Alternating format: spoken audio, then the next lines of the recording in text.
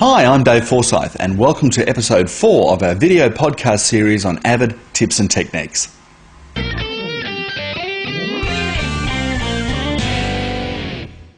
The audio mixer is found in the Tools menu. It's also the default tool that opens when you choose the audio editing toolset. Now, we covered toolsets in a lot of detail in the previous episode, so if you haven't seen it yet, make sure you download it and check it out. Now, a lot of the audio mixer is actually covered in the MC 101 Editing with Avid Media Composer course, but today I want to show you some of the extras. So moving to the hamburger menu or the fast menu, there are several options here that we do cover in the 101 course, but there's some variations that are really worth looking at. The set level on track global means that the gain possessed by the current segment, that's the one that I'm parked in right now, will be inherited by all the other segments on the track. But watch what happens when I place an in mark in the sequence. So I'll mark an in point right there. Now, when I go back to that fast menu, it says set level on track from in. What that means is that all the clips in that track from the in mark to the end of the sequence will inherit that gain value. Now, if I remove that in mark and place an out mark in my sequence, that menu will then change to set level on track to out. That means that every segment from the beginning of the sequence up to and including the segment with the out mark in it will then inherit the gain value. Now, if I place an in point and an out point in my sequence, that menu of course will then change to set level on track in to out. This means that all clips in that track between the marks will inherit the gain value that you're about to apply. Okay, notice that the marks do not have to be at cut points. If the system sees that at least part of the segment is between the marks, then the whole segment will be affected. Now, adjust pan volumes on track is actually another very useful option. Say the mix between individual segments is fine, but overall it's a little loud.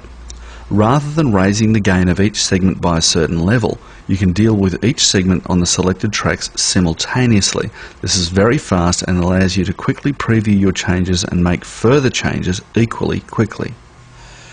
Now, bear in mind that this option does not set the gain, but adjusts the existing gain. So if your segment had a gain value of, say, minus 15 dB, and you applied an adjustment of plus 6, then the final gain value will be minus 9. In the same way, if your segment had a gain value of, say, plus 3, and you applied an adjustment of, say, minus 5, then your final gain value for that segment will be minus 2 dB. So to do this, you need to park inside one of the segments and choose the Adjust Pan Volumes on Track Global. The word global is shown if no in or out marks are in the sequence. Of course, if you have an in and or an out mark, then the effect will be limited to the clips affected by those marks. So I select that, and in the dialog box I will type the amount of boost using positive values or cut using negative values up to a maximum of 6 dB either way.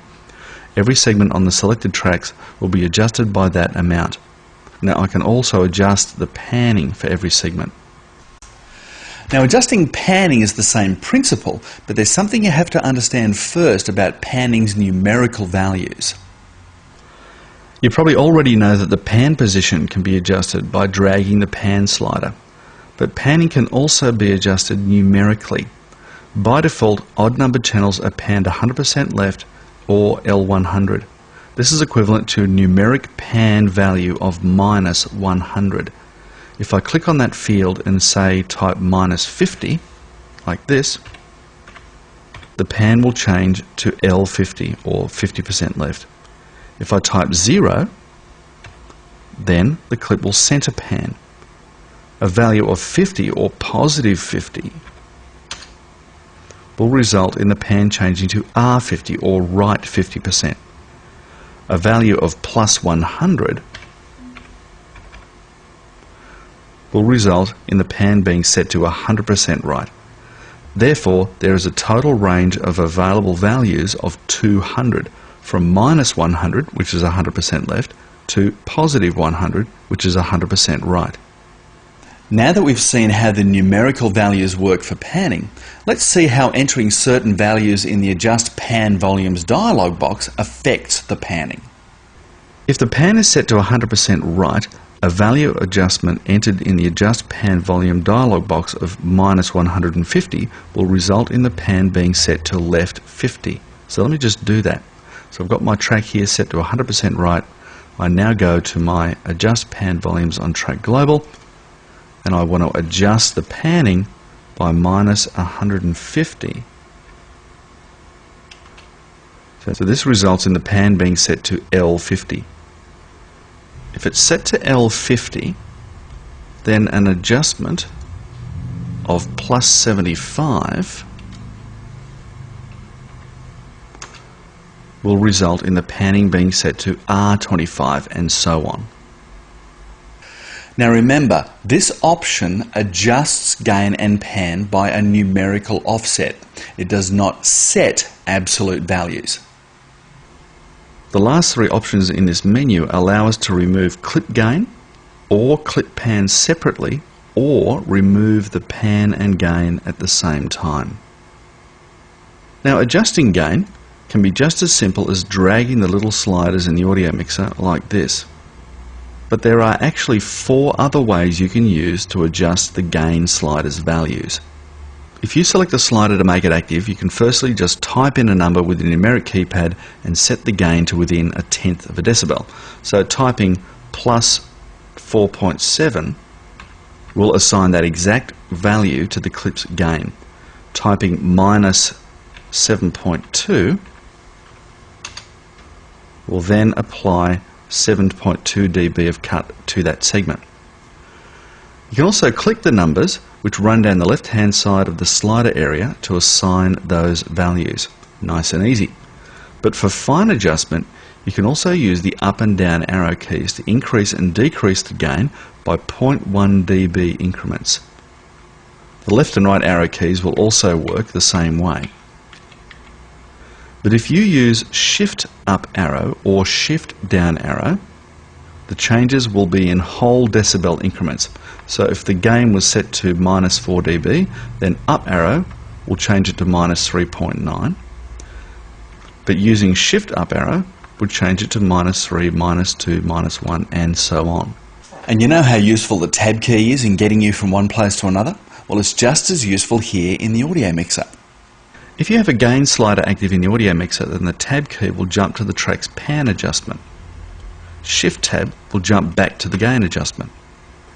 If you jump to the pan adjustment and then hit the tab key again, it will highlight the gain adjustment of the next track, and so on. And of course Shift tab will do the same thing in reverse. This means you can easily adjust gain or pan for the sequence without ever having to use the mouse. Hang on a minute.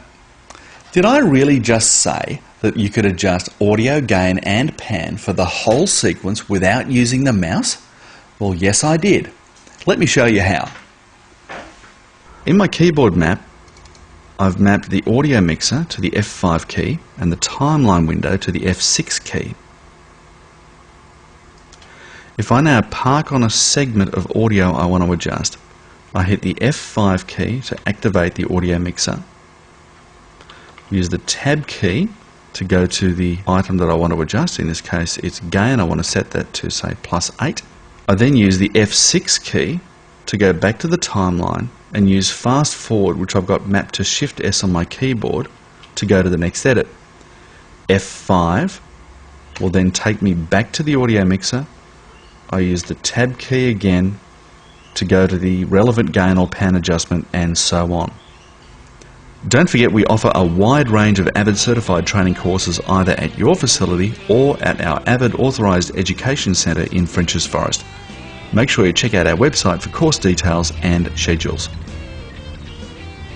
Well, I hope you've enjoyed our tour through some of the more interesting aspects of the audio mixer. And there's lots of other audio tools to explore, and we'll look at some of those in future episodes. But until next time, I'm Dave Forsyth. Cheers for now.